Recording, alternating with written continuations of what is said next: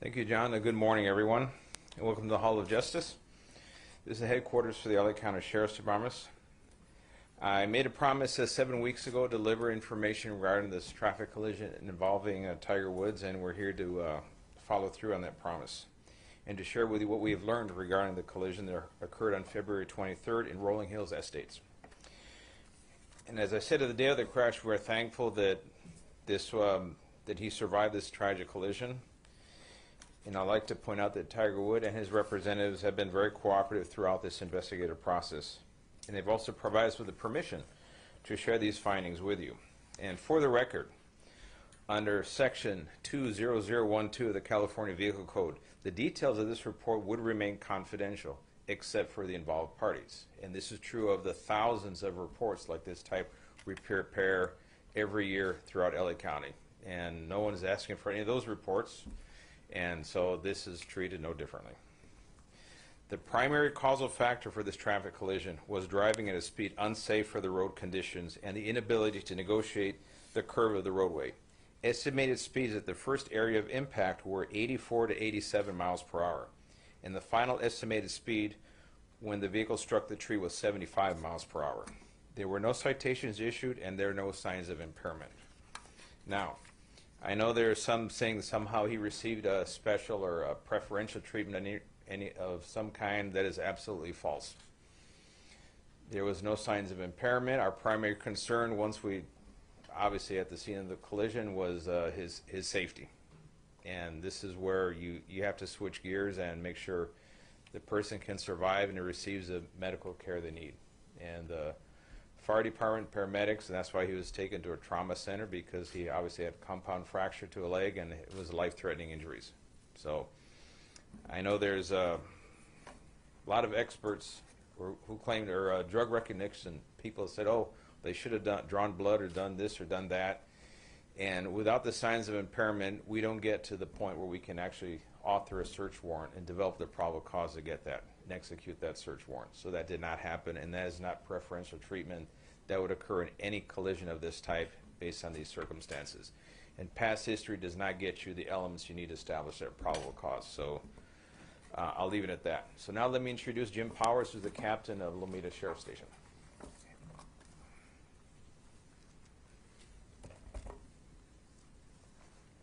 Thank you, Sheriff. Thank you for having me here. Good morning.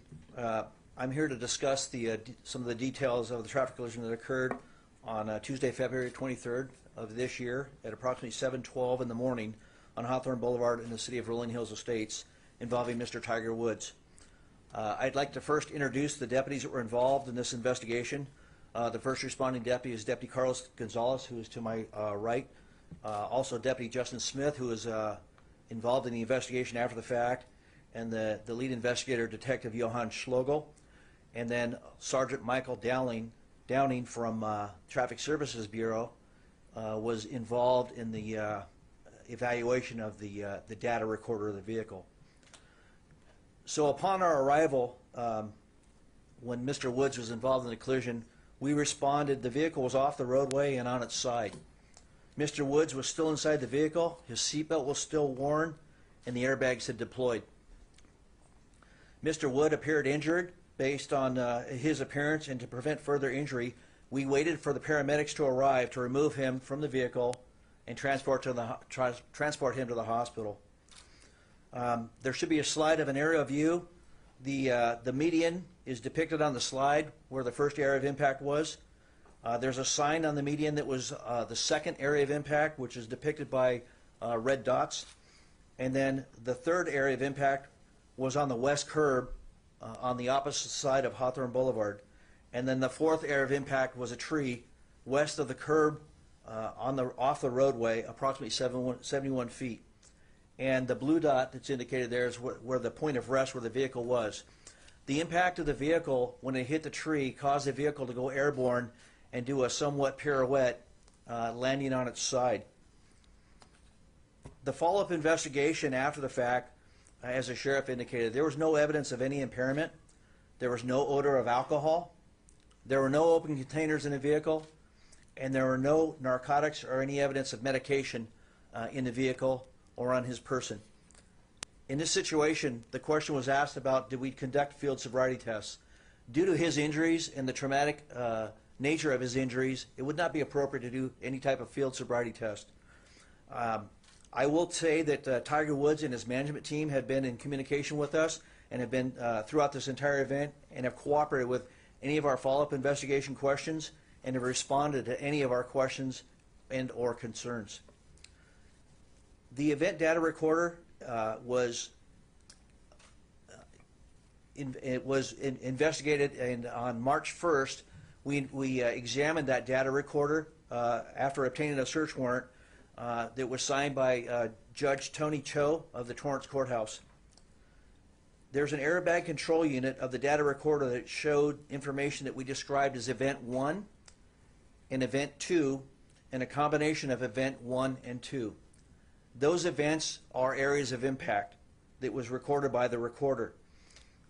The airbags were deployed, and each event shows a 5-second window, and the combination of both events show a 7-second window prior to the collision and up to the collision. The event data recorder showed speeds ranged from 82.02 miles per hour to 86.99 miles per hour and back down to 68.35 miles per hour. A second reading of this event data recorder is the acceleration pedal percentage, which is the pressure applied to the accelerator pedal during the collision. This measurement was at 99% at the area of impact, at all the area of impacts of the collision. The data recorder also recorded braking. There was no evidence of braking throughout this collision. It is speculated and believed that Tiger Woods inadvertently hit the accelerator instead of the brake pedal, causing that 99% rating on the accelerator pedal. Steering was also recorded, and it ranged from a -10 to 55. And this is on a 360-degree circular model, so it indicates that steering was made from the left and to the right, and it's believed that this could be from trying to correct from the impacts and also the impacts itself throughout the collision. Again, the estimated speeds of impact were 84 to 87 miles per hour at the median, 84, and then at the impact of the west curb line, it's estimated the speed was about 75 miles per hour. And these are estimated speeds based on the recordings from the data recorder. The cause of the collision is determined by the statements of the parties involved, any independent witnesses, facts of the scene and roadway, and the opinions of the traffic investigators. There were no independent witnesses of this collision, and the primary cause was driving at a speed unsafe for the road conditions and the inability to negotiate the curve of the roadway. No citation was issued, and there were no independent witnesses and no observations by a peace officer which would support the issuance of a citation. And that's all I have, and if you have any questions, we welcome them. So do you want to answer, or does the sheriff want to ask first? Are you agreeing with him? That's fine. Captain, thank you, Elizabeth. Captain, was there any evidence of distracted driving? I mean, did you check his phone for any texting or anything like that? We did not check his phone for texting, and there was really no need to do that. And so there was no other evidence. The only associated factor, well, there's two factors: the speed and the failing to maintain the straight course of the curvature of the roadway. That's it. There's nothing from the cell phone to indicate any type of distracted driving. So there was no texting or phone calls or anything around that time? Not to our knowledge. Captain, what about blood work? And there was a lot made about being able to draw blood at the scene, which I know is preposterous, but the notion that you did have access to blood work at the hospital, did you seek a warrant for that at all? We did not seek a warrant because there was no indication for us to do so. And so based on all the facts, there was no evidence of any impairment or intoxication.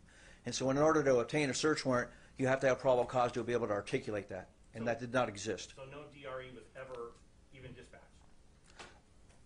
We have our investigators out there, and they are qualified DREs, and so those questions were asked, and they're all indicated and documented in the report. Thank you, sir. Captain, can you explain this inadvertently hitting the accelerator? Can you explain that one more time?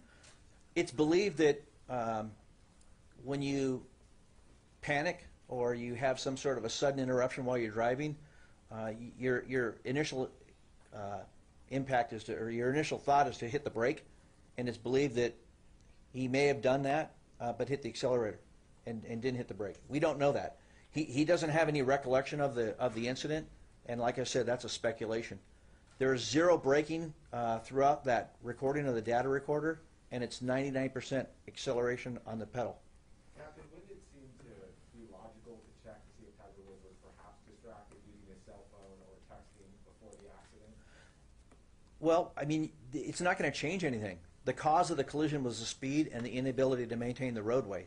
And so all it would have been is an associated factor, which wouldn't cause the collision. And our goal is to find out what the primary cause of this collision was, and that's it. Did you ask him if he was texting or on the phone before the accident? We don't have that knowledge. Captain, considering the fact that Woods was not recalling at all the fact that he had been driving, had no recollection of it, is that not justification for doing a DRE at a later time or potentially blood alcohol test? No, but my investigators, as they interviewed him at the scene and at the hospital, the questions were asked, and there was nothing to indicate any type of intoxication. He did answer those questions. He did not. He stated he didn't drink. He didn't. There's nothing. He's not under. He wasn't taking any medication. So those questions were asked and answered. And was there any reason for the excessive speed? Did he justify that at all? At this time, we're going to open it up to the phones. Thank you. Ladies and gentlemen, if you have a question on the phone line, please press 1 then 0 on your telephone keypad. Captain, this yellow line, is that an accurate depiction of the And our steering first question comes gear from away Craig Bickner That's an estimate. with KNX News Radio. Please go ahead. Hi, good morning. Thank you for taking the call. I want to know, based on this vehicle and the way it's configured, it did have some ability for autonomous driving or autonomous capabilities. Do we know if any of those were in use at the time of this collision or before? We do not know that answer to that question, and we did not retrieve any information like that from the data recorder. Captain, I think that car's equipped with cameras too. Do you know if they were rolling on this thing? Which camera, sir? I believe that car can be equipped with cameras, like a dash cam. Do you know? I don't believe that car had any cameras equipped.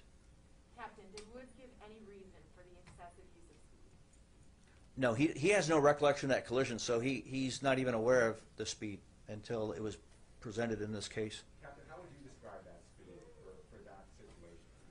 It's unsafe for the conditions, just like the vehicle code reads.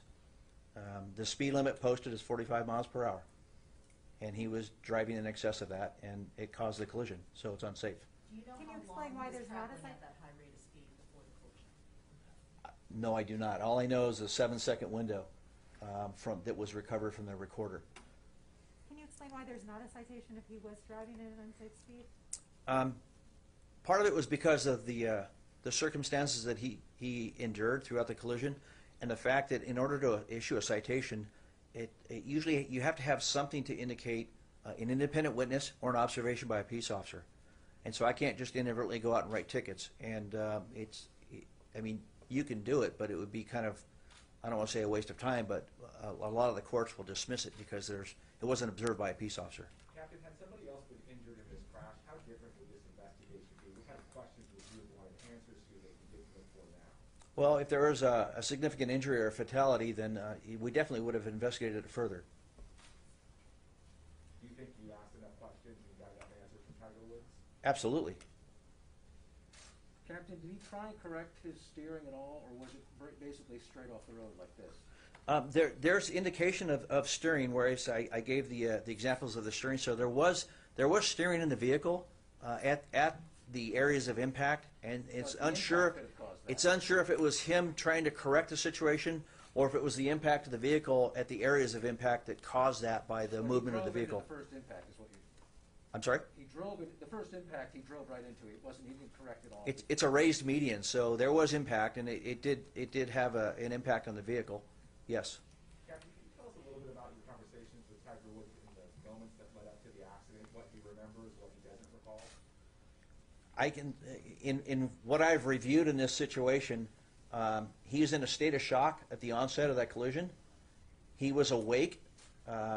We helped him sit up a little bit, and then we tried to extract him from the vehicle, by breaking the sunroof, and it wouldn't break, and so we waited for the fire department. So he was, I don't want to use the word alert, but he was kind of dazed and confused, being in a state of shock. And then he was interviewed at the hospital as well, and he was coherent.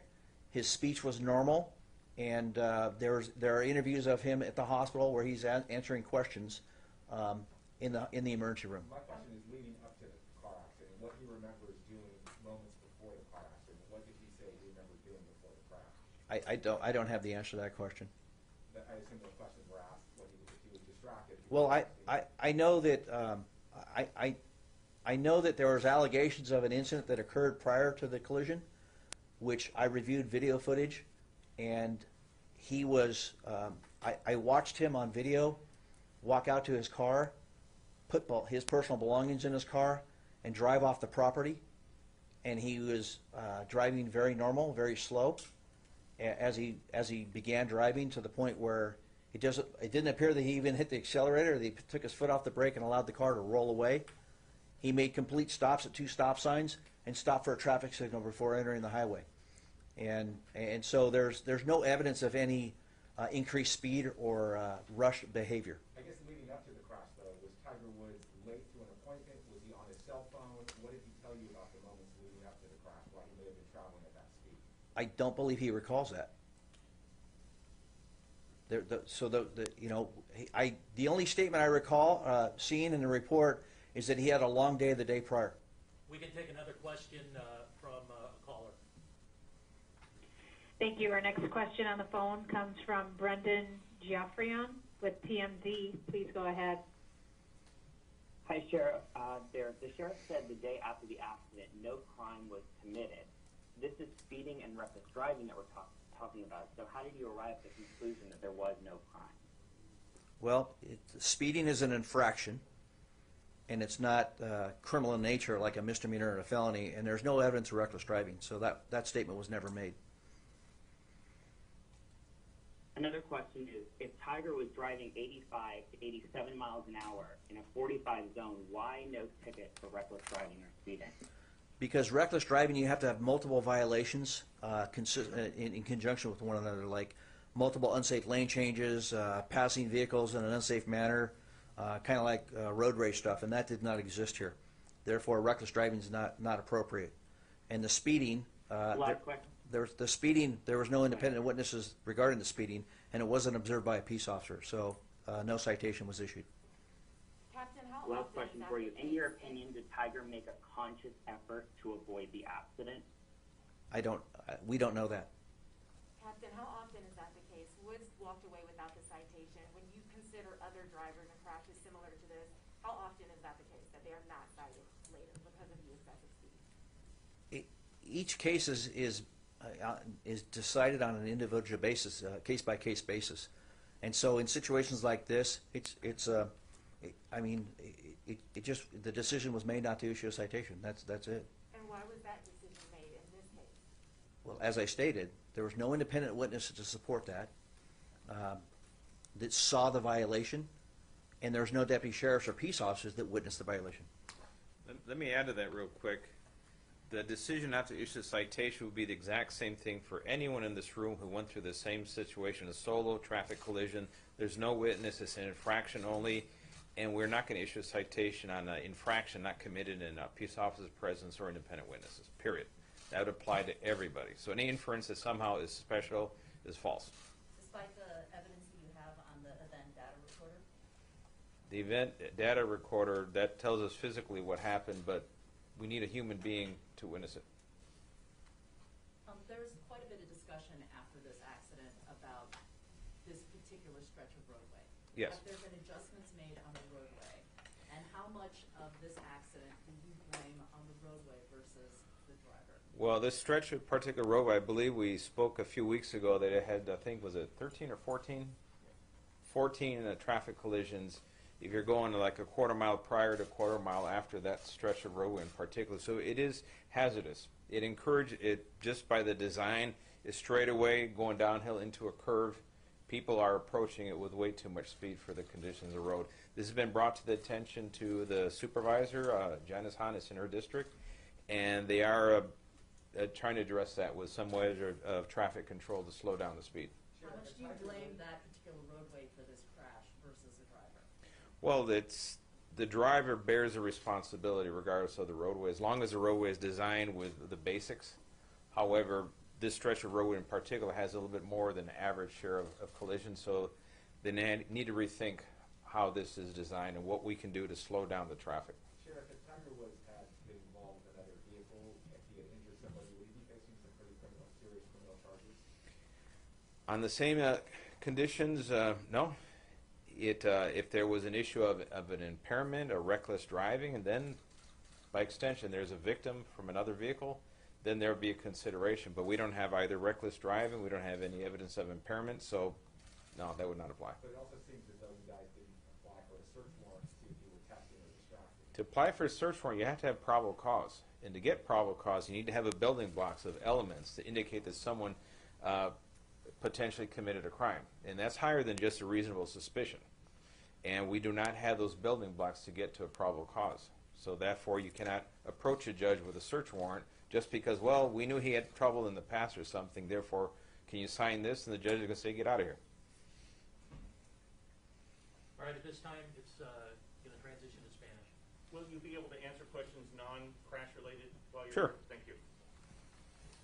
All right, para español, como hice una promesa cuando ocurrió ese incidente con el golfista Tiger Woods, que ese accidente ocurrió el 23 de febrero en la ciudad de Rolling Hills Estate, y gracias a Dios sobrevivió el accidente, que fue muy violento, y tenemos los resultados de esta investigación.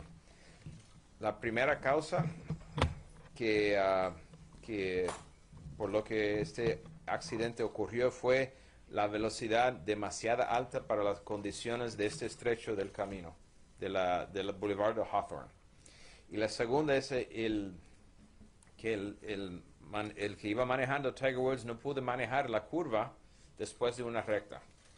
La combinación de esos dos factores fue el resultado de ese accidente y la causa del accidente. Se estima que su velocidad era entre 84 y 87 millas por hora al momento del impacto con el centro de la calle. Y cuando chocó con el árbol al otro lado de la calle, al lado oeste de la calle, andaba a 75 millas por hora. Y no fue citado por alguna infracción del Código de Vehículos de California por no haber testigo presente, y no hay evidencia de que estaba manejando bajo los efectos del alcohol o de alguna droga, y no hay causa para obtener una orden de búsqueda para información para, por ejemplo, de análisis de la sangre, cosas así. Y esos son los resultados, y cualquier sugerencia de gente que se llaman expertos de que recibió algún tratamiento preferido por ser célebre son totalmente falsos. Nosotros hacemos miles de esos reportes cada año, y el Código de Vehículos de California, la sección 2012 o 20012, dice que solamente los que son participantes de un accidente automovilístico son los que pueden recibir el reporte, nadie más. Y entonces fue por la cooperación de Tiger Woods, y él dejó salir a la luz pública el accidente, que podemos hablar de esta manera. ¿Alguna pregunta en español? ¿Ustedes verificaron el celular para saber si Tiger Woods iba manejando y enviando textos al momento del accidente? Para obtener los datos del teléfono celular se necesita también una orden de búsqueda. No tenemos los elementos para establecer esa razón para tener esa orden de búsqueda. Pero según él, no lo andaba haciendo. Sí. Gracias. ¿Se le dio trato preferencial en este caso a Tiger Woods? No, en ningún momento.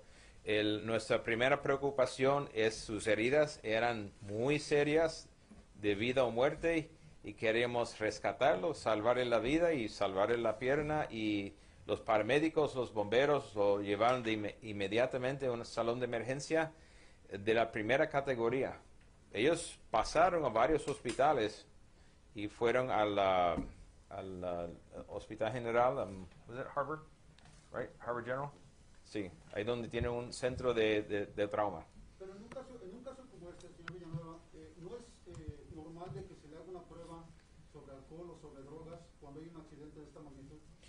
No, tiene que haber, para hacer eso, tiene que haber elementos que dicen que había una embriaguez de alguna forma. Si están los elementos, no podemos hacer esa prueba. Esas pruebas son muy intrusivas y se requiere por la cuarta enmienda de la Constitución de los Estados Unidos, la Carta de Derechos, se requiere tener causa probable para entonces buscar esa orden de búsqueda que nos permite obtener análisis de sangre, los datos de los teléfonos celulares, por ejemplo. Sin tener esos elementos para causa probable, no se permite. Eso es la Constitución y esa Constitución, esos derechos aplican ya sea a Tiger Woods como a cualquier persona aquí, como a cualquier persona en la calle. Si iba a alta velocidad, entonces, ¿por qué no recibió una multa, señor Villanueva? Porque cuando se da una multa tiene que ser observado por un oficial de la ley o orden. No puede ocurrir remotamente y después lo hacemos. Tenemos que observarlo. Y porque es una infracción, no es un crimen menor o delito grave. Infracciones, tenemos que estar presentes. Okay. I think. Yes, thank you, Sheriff. I was watching a town hall meeting the other day with Supervisor Holly Mitchell, in which she referred to the leaders of the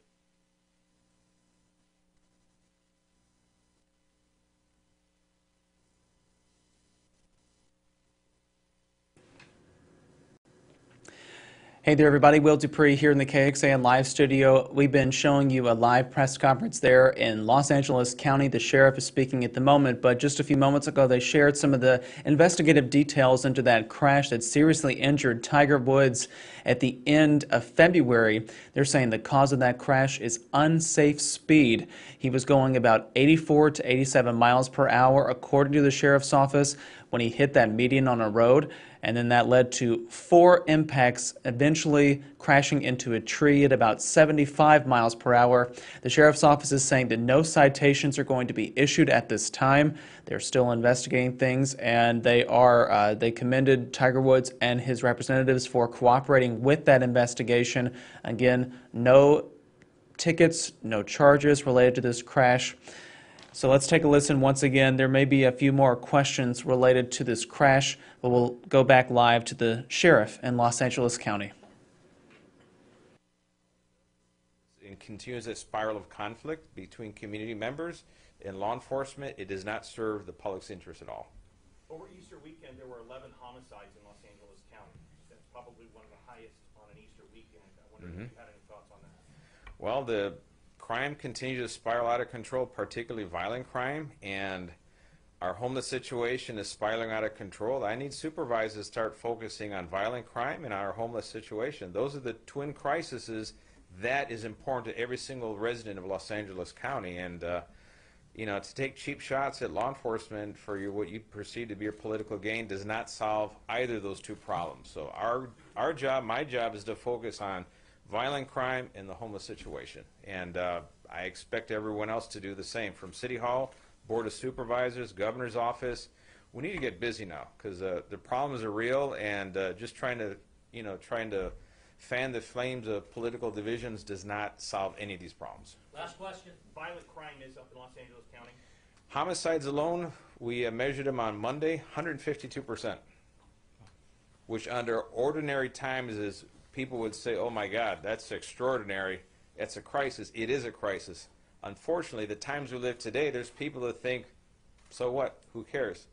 They still have their agenda, and they're just going to ignore people dying left and right around them. We're not going to ignore that. Do you have a number to tie to that? I'm sorry, Captain. Do you have a number to tie to that 152%? I do have the number. We can provide it for you. Yes. I just saw the chart on Monday, and it actually went up from 133% to 152%.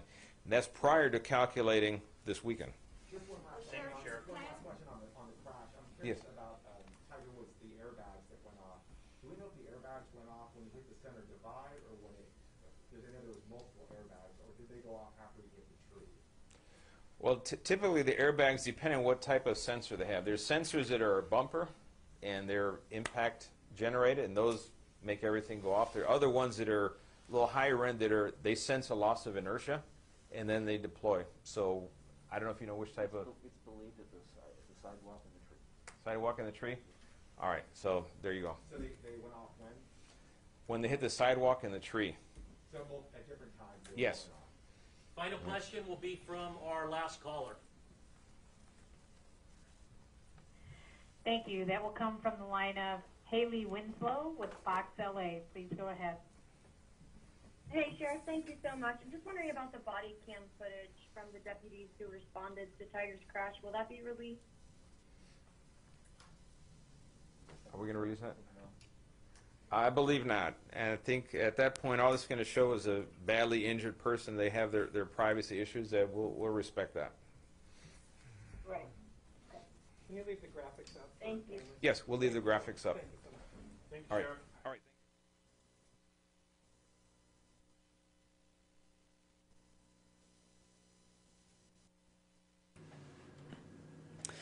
Thanks again for sticking with us as we brought you that live news conference there from Los Angeles. The sheriff talking about the crash that seriously injured pro golfer Tiger Woods.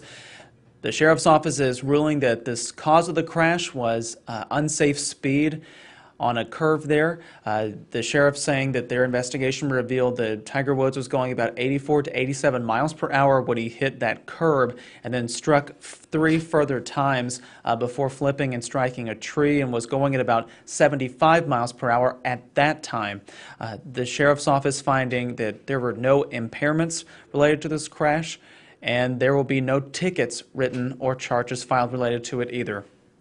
More information is available on our website. That's KXAN.com. We'll direct you there. Thanks, everybody, for watching. I'm Will Dupree here in the KXAN Live studio. Please, everyone, stay safe and healthy and take care. We'll see you back here at another time.